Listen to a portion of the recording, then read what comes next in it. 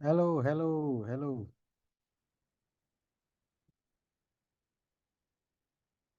All right. Okay, welcome back to Innovation Literacy series. My name is Cairo. So today's topic is about understanding pain points from customers, right? This is actually easy to understand, but not easy to do, especially if you are in the provider side. Yeah, for example, if you are a bank, or if you are the logistic company, or if you are the human resource, you are the head of supply chain, whatever. Yeah. So if you are the provider, it is actually very hard to understand the customer pain points, right? So what are customer pain points, right? For example, if you feel some pain in your body, for example, I had a knee pain after my basketball days in the veteran group 2 years back. Now I had some injuries. The injury still lasts until today, even after 3 years. So the pain actually presented an opportunity, not for me, but for the medical company. So because I will seek for ointments, cream, treatments, if it goes bad, some medicine, drugs. Drugs, I mean, it could be painkillers, right? So for me, it's pain, and nobody likes pain. Nobody wants to be in the pain for a long time. And for the providers, they are the opportunities, right? So if they see a pattern of people at certain age have knee pain, so they will come up with something to improve or cure or treat the pain, right?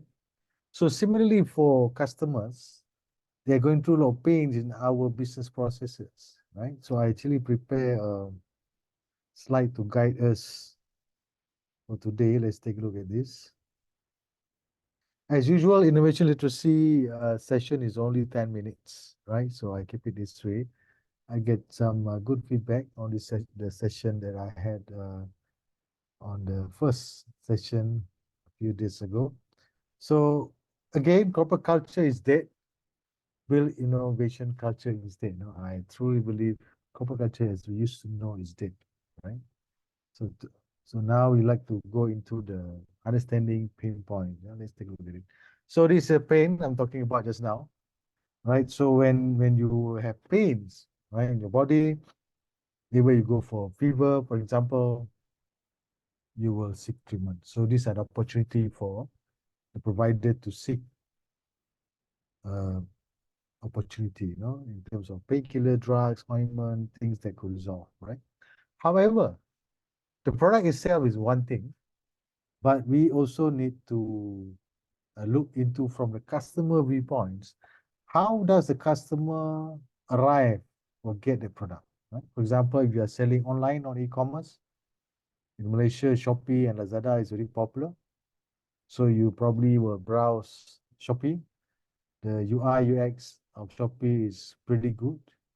So the customer order, the medication, and then the thing arrives on time. Wonderful, right? Magic, magical feeling for the customers. However, if, for example, your shop on the e-commerce, the product they wanted is not there, or they have ordered, but you message them privately saying that sorry, what you wanted is not available anymore. Can I give you something else? Right? The something else is not in the list, right?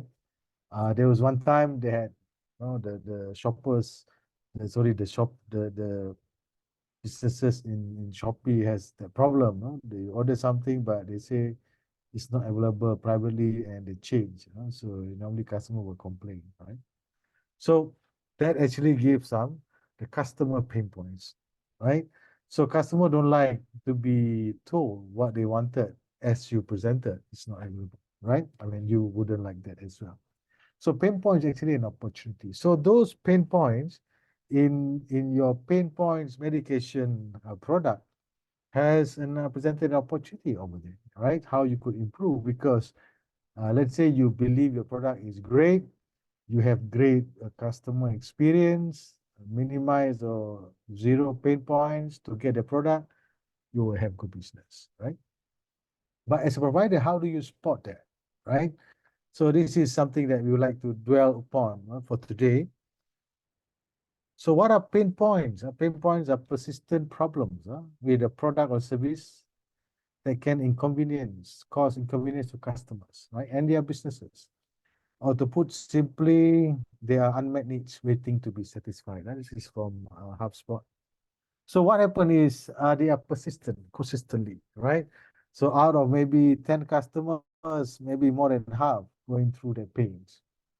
But the funny thing is about pain points, out of the 50% or 5 people that go through the pain, you will have very little or probably none will tell you that, hey, I don't like this. Until one day that thing happened, one guy, one person, different kind of customer persona decided to take a video shot or something, about the pain and viral it. It became very huge, right? That's what normally happen to a lot of pain points in the provider side, right? Customer have threshold of pain points, and usually they won't tell you until they can take it anymore. But some people have very lower threshold. It's not that they are bad. The pain is so strong for them, so they reacted very fast, right? So pain points from the provider view is something that you need to understand. So how do you understand the pain points from the customer's point of view? So there are actually 4 types of pain points. It could be a process pain points, as I mentioned just now, a support pain points. They purchase something from you, then you're supposed to provide support, but it's not there or it's late. For example, like in auto workshop, the 3S service, sales service, and spare parts. The spare parts come late. The EV market, for example, many people foresee a crunch on the spare parts. If it be right now, we don't see it yet, probably 3 or 4 years down the road. Financial pain points, product are not able to be affordable, or it could be cheap but high maintenance, it could be that, or productivity pain points. It could be related to maybe softwares, or it could be time related, what you call pain points, right? So there are 4 types generally that probably you could observe, right? And how to spot customer pain points? There are actually 3 ways, easy ways. Not easy, like I say, easy to say, but it takes a little bit of uncanny eyes to look at the pain points. And the first one we call observe. Right? Let's say when you see customers are buying from a shop, or go through certain of your programs. For example, there's this one HR that running an onboarding talent program for their new joiners. These are scholars. So they observe how these scholars join the program in and out, getting some feedback, and look at the feedback, what we call forms and all that, ask them some question, right? So they get to see how the program looks like. Or probably if you are in the credit card problem, you lost a credit card, and then the customer supposed to come to the branch to collect new cards. Then you observe the process, right? And number 2 is engage, where you interview the customers, right? Sometimes, like I mentioned early on, customers have different thresholds of tolerating the pain points. So with interview or engage them, you will be able to get an additional deeper information, right, about how they perceive that situation, right? Again, these are information. They are not decision yet, right? Don't rush to it yet. And then the third one is immerse. Immerse means you become the customers and go through the exact pain points that your customer go through, right? This is an important, very difficult to do, because people might recognize you. Hey, this is the guy, is our head of customer contact center. What is he doing here, right? So this is sometimes organization create what we call mystery shopper concept, where you get a third party to do it for you, go through the program, go through the process themselves, and you get to see what are the customers going through, right? I mean, I would say naked process where you go through as it is, no modification because you are there. So these are the three ways to look at it. One is observe. You take the data and quietly and look at the information. Number two, you engage.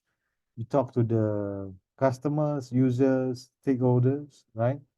And take that as information, yeah, not a decision yet, right? Don't be upset if they critique or tell negative things about your process, because those are the things that they go through. The people they met, how your staff respond to their questions and whatnot.